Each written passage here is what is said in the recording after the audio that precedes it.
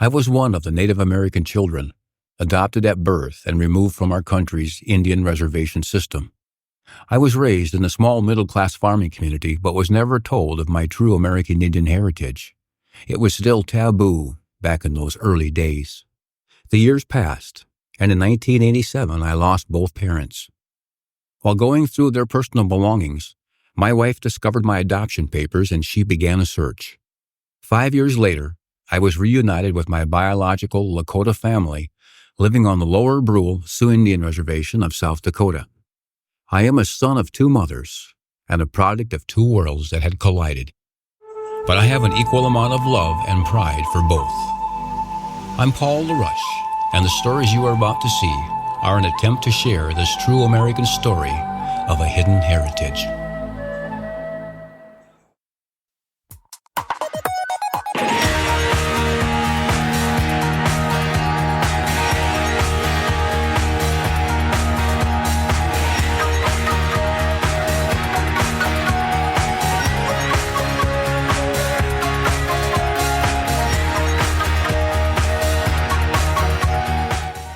The Native American world is full of wonderful sights and sounds. Our journey has seemed endless as we travel through traditional ceremonies and contemporary festivals and events. The combination of both traditional and contemporary doesn't always exist within a single festival, but over the years we have found several that bridge the gap between the old and the new. It has been an honor, a privilege, to have become part of what we call the family of traveling artists. The festivals we frequent not only showcase the best of the cultures artistically, but bring the artists together much like a family reunion, year after year. Today, we are going to visit two of the top Native American festivals in the country. The Texas Indian Market, held annually in Arlington, Texas, and Indian Summer Festival, held in Summerfest grounds along the shores of Lake Michigan in Milwaukee, Wisconsin.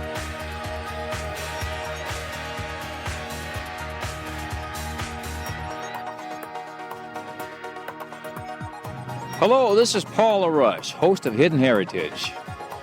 We're on the shores of Lake Michigan, and this week we're going to visit what I believe is one of the largest Native American festivals in the country, Indian Summer, from Milwaukee, Wisconsin. We're going to visit with some of the artists, some of the musicians, a lot of the people that make this festival what it is. The largest and probably the finest showcase of Native American talent and artistry in North America.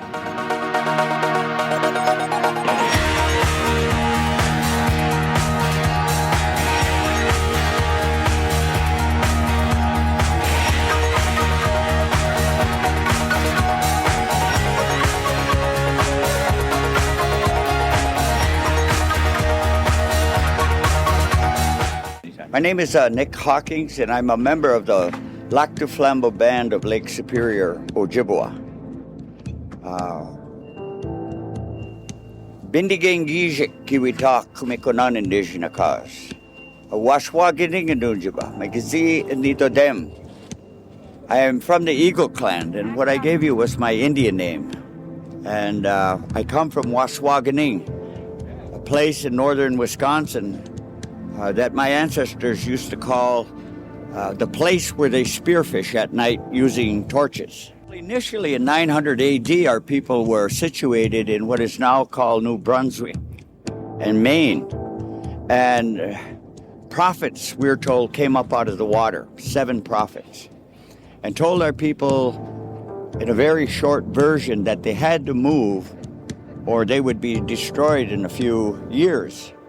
So our people began a 500-year odyssey and traveling on the St. Lawrence River, traveling west until they came to an island in the western end of Lake Superior called Madeline Island, where around the 1300s our people set their lodges there. Because northern Wisconsin was a very volatile area. People like the Boan, the Sioux, and the Dakota, the Nakota, the Lakota were coming in through Minnesota and coming into Wisconsin. So they were using the area.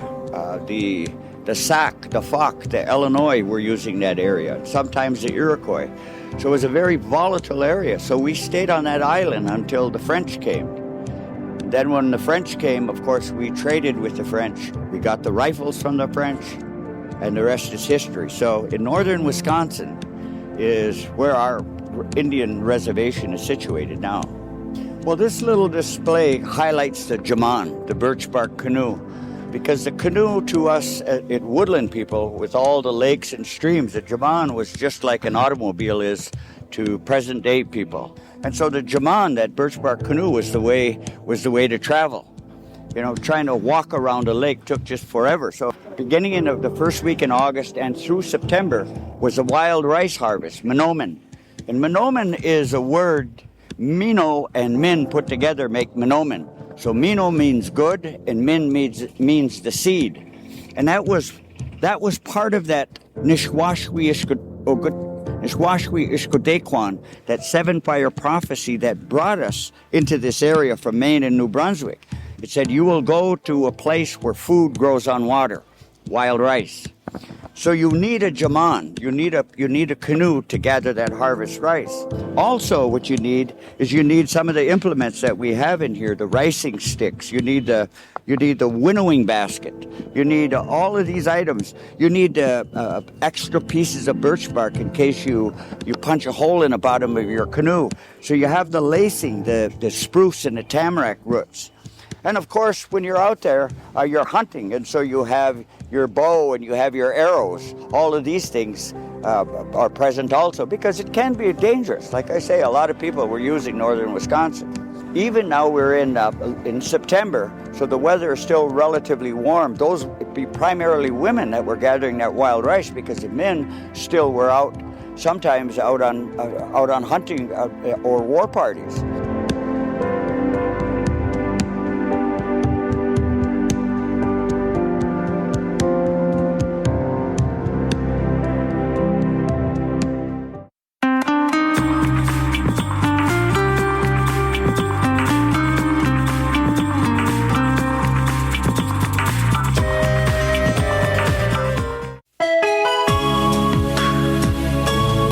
Many times we say Native American or American Indian and neglect to refer to ourselves as Indigenous.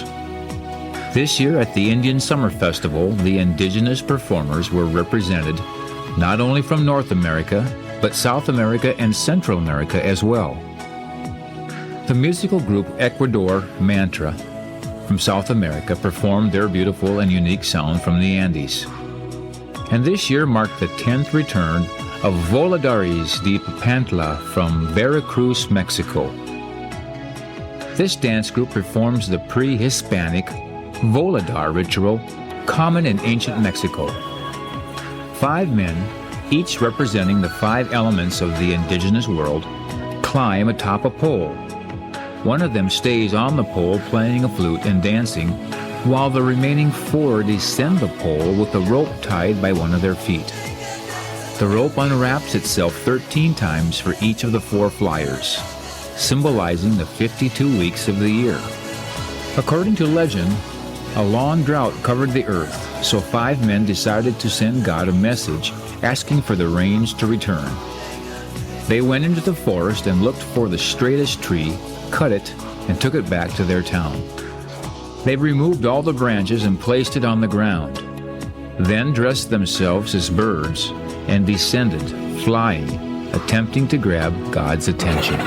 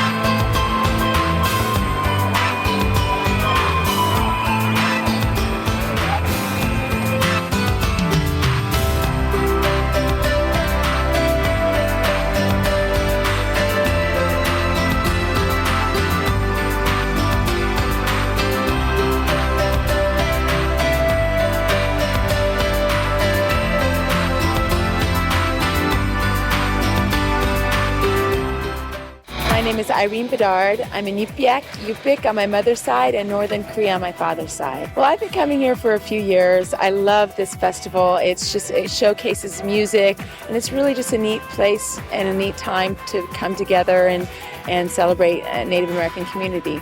Well, I've done 43 movies. I'm probably more known for the movies such as Pocahontas or Smoke Signals or Into the West or Lakota Woman.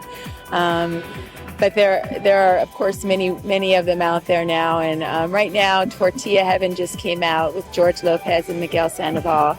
Turok with Adam Beach just came out. Cosmic Radio comes out next. That's got Wes Studi, Michael Madsen, Seymour Cassell. And I'm shooting 6 movies this year, and along with doing the music.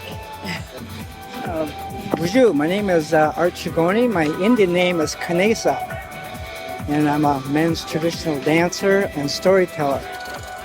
And I have 2 parts. My father was Potawatomi, and we're the keepers of the fire.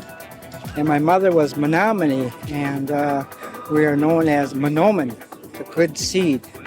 And we do a lot of traditional stuff here at the village, and I've been probably with Indian Summer for probably over 20 years as a dancer and performer with a lot of fantastic groups. And matter of fact, this village right here is probably where I got one of my main starts as a cultural presenter with Nick probably over 20 years ago.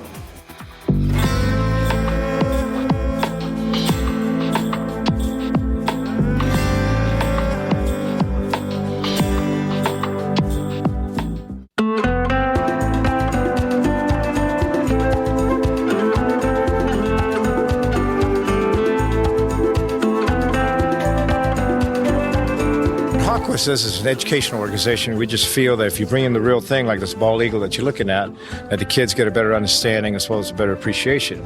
Because to me, education is just paramount, okay?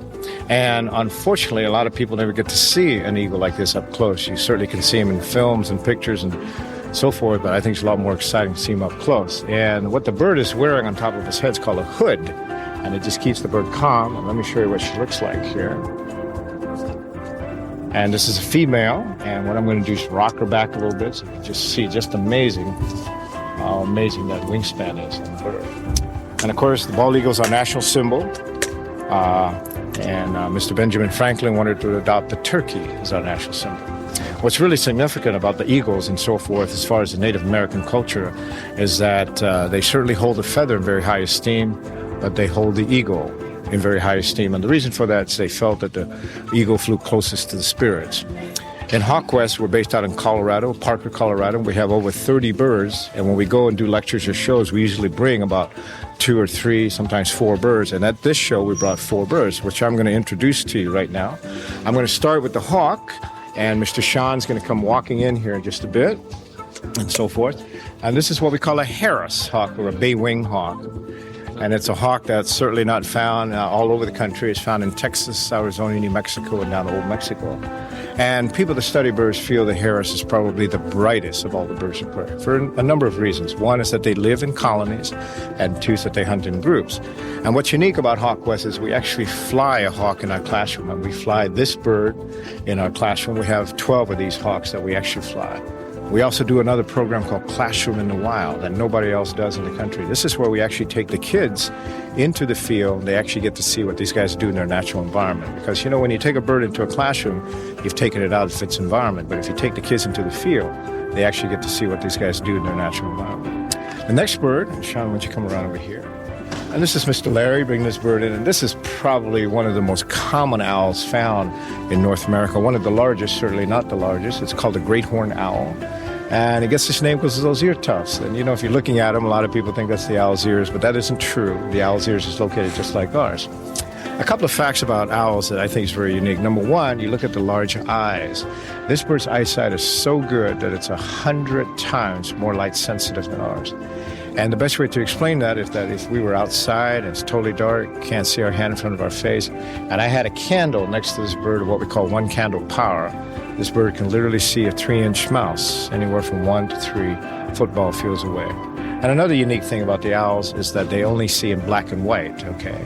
And the daytime birds see color. And this bird here, if you notice that the right wing is not quite right, unfortunately this bird got injured in the wild up in Wyoming. It got hit by a car, and she was found about 4 or 5 days later at the side of the road, and she was deemed non-releasable. They were actually going to put her down, but we talked to the U.S. Fish and Wildlife and to give the bird to us for educational purposes. And you got to understand, this bird sees thousands of students on a yearly basis. Hello, my name is Mel Benally. I'm a third-generation Navajo jeweler working with my brother Fernando Benally, who is my inspiration and also my teacher as well. We're Navajo, originally from right off the Navajo reservation in Gallup, New Mexico, but just recently relocated to the Santa Fe, New Mexico area. We are third-generation Navajo jewelers, and silversmithing itself has been in my family for somewhat 60 years, starting with my grandmother.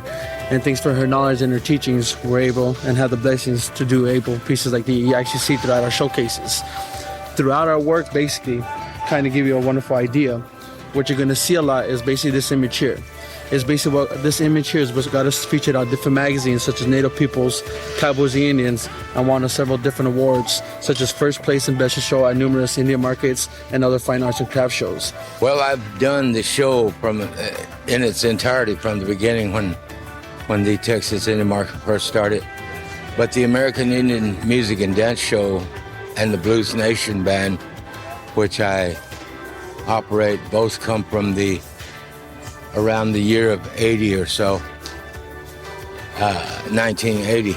But as far as the singing, dancing, artistry and everything, that's a lifetime thing. My late father, Wilson, started me performing with the American Indian exposition dancers way back in like 1952. I was with Tiny Tot champion war dancer at the American Indian Exposition, and from that time until now, at the young age of 60, I am still going at everything that I was taught. I haven't let up at all. Everything from dancing to singing to beadworking to feather working, which when we acquire the feathers, I do those for the dancers to wear. And my son has taken up the beadwork also, and he does a whole lot of it. So that's where I stand. It's just at a lifetime.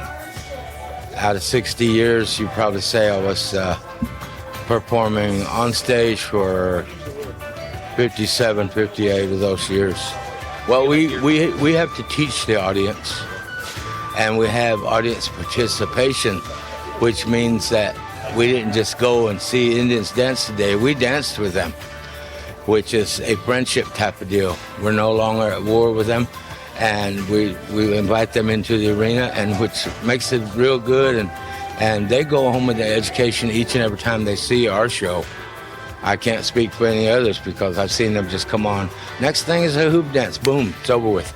Not with us. We have to explain it. And I have to have the time. I have to ask for the time for them to let me explain each and every one of the dances.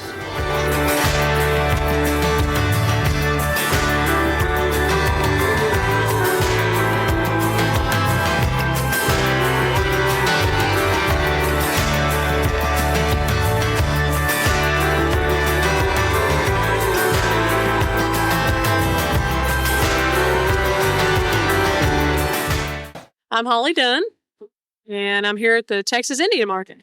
I spent 25 years in Nashville making records and recording for various record labels, Warner Brothers and various labels.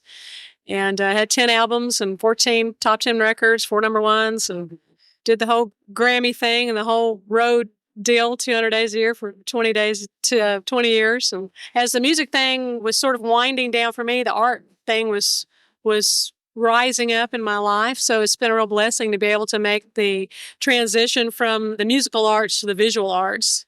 And now I go around, I'm still on tour, but it's with my artwork instead of my music. My name's Amado Peña Jr., and I reside in the Nambe Reservation outside of Santa Fe, New Mexico. but my tribal affiliation is the Pascua Yaqui tribe out of Tucson, Arizona. I'm part Spanish on my father's side and part Native on my mother's side, and which is not a bad mixture at all. Oh, we had a good time. Oh, I'm glad to hear that. That's the main thing. So we hope you enjoy this next spectacular performance of the hoop dance.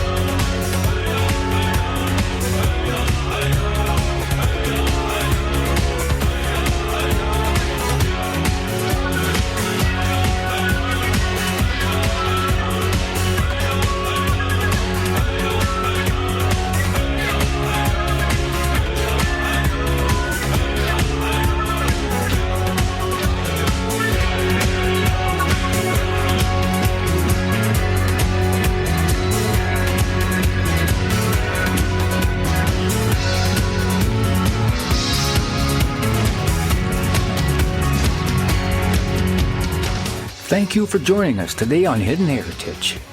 I'm your host, Paul LaRoche, reminding you that if you enjoyed the podcast, share us with your friends and help us spread the word. Till next time, from all of us in Brule, thank you.